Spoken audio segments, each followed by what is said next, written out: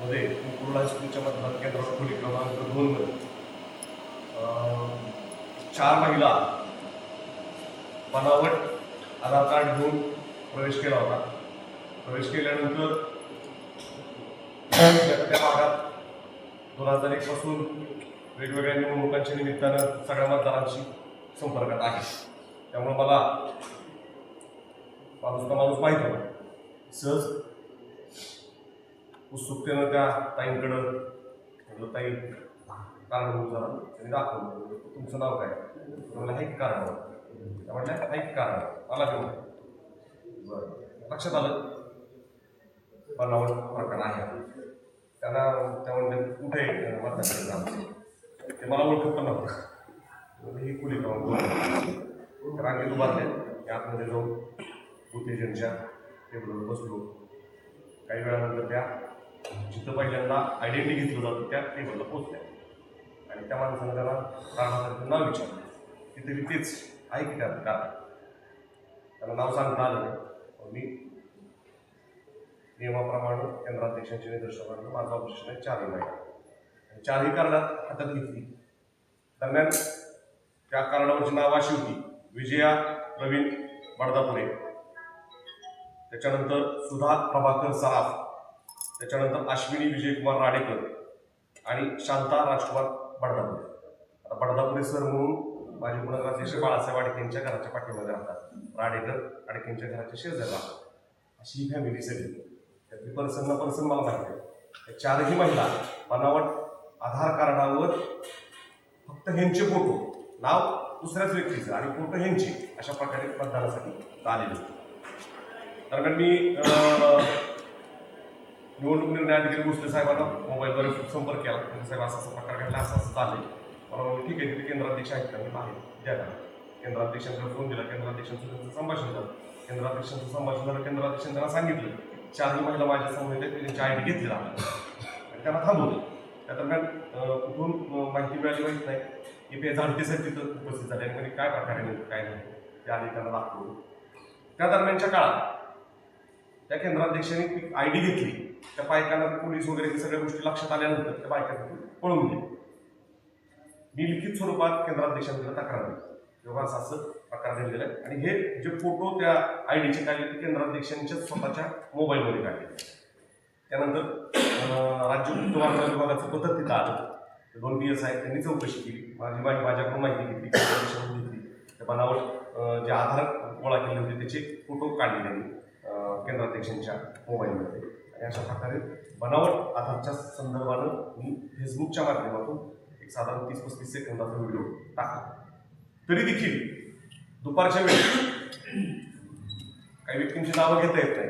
त्यांच्या नावचं, आता मला माहिती आहे त्या बिचाऱ्या ॲडमिट आहेत पुण्यात, त्यांच्या नावचं बनावट आधार घेऊन एक कार्यकर्ता घुसला होता. गंमत म्हणजे त्या महिलेकडं त्या मतदान केंद्रातले 2 केंद्रावरची ओळख होतं. एका केंद्रात मतदान करायचं, शाही पोस्टेशन, परत दुसऱ्या केंद्रात जायचं. या सगळ्या संदर्भानं बोगस बोगस आधारच्या संदर्भात मी वारंवार फेसबुकच्या माध्यमातून जनजागृती केली, सभेतून सांगितलं, पत्रकार परिषदेतून सांगितलं. एक गुन्हा बार्शी पोलीस ठाण्यात दाखल झालेला आहे. आता आमची मागणी अशी आहे, महाविकास आघाडी म्हणून आदरणीय सुपरसाहेब विश्वास सर्वांच्या वतीने ह्या बोगस बनावट आधार कार्डचा पर्दाफाश झाला पाहिजे. कारण याचा आधार घेऊन त्या ठिकाणी मतदान बनावट तयार केले जातात, बनावट मतदार आणले जातात. या महिलांचा शोध लागला आहे. या महिला कुठल्या आहेत, काय आहे, कोणाच्या घरातल्या त्याची माहिती आहे. या संदर्भानं बनावट आधार कार्ड बनवत असताना व्हॉट्सअप कॉलिंग करून कोण कोणाशी काय बोललंय याची रेकॉर्डिंग उपलब्ध होत आहेत. काही व्हिडिओज आमच्याकडे उपलब्ध होत आहेत. वेगवेगळ्या माध्यमातून हा प्रकार ताणून धरला जाईल. या प्रकारात अंतिम निकाल लागेपर्यंत आणि शेवट बनावट आधार कार्ड बनवणारा मुख्य सूत्रधार जाळ्यात अडकेपर्यंत आम्ही थांबणार नाही.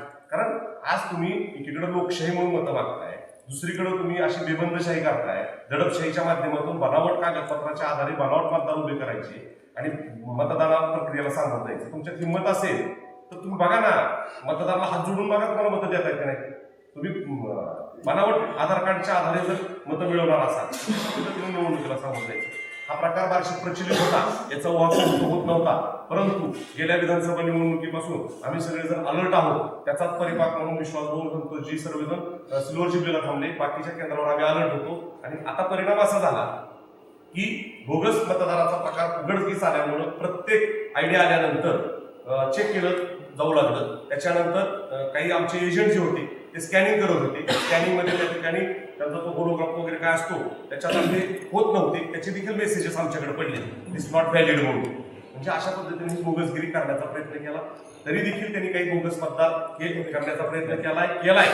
मात्र ज्यांनी कुणी केलंय ते सीसीटीव्हीत आहेत, व्हिडिओत आहेत, ते निश्चितपणे आढळून जाणार आहेत. आणि ह्याच्या मागचा मूळ सूत्रधार जो कोणी आहे, बनावट आधार ज्याच्या त्या ठिकाणी लॅपटॉप पीसीवरनं तयार झाले, त्याच्यातून ते हस्तगत केले जातील, त्याचे सगळे एव्हिडन्स आमच्याकडे गोळा होत आहेत. आणि आम्ही याच्यात टोकाची भूमिका घेऊन अंतिम निकाल लागेपर्यंत आणि सूत्रधार अटक होईपर्यंत, सूत्रधार ताब्यात घेईपर्यंत आम्ही गप्प बसणार नाही. असा दुसरा प्रकार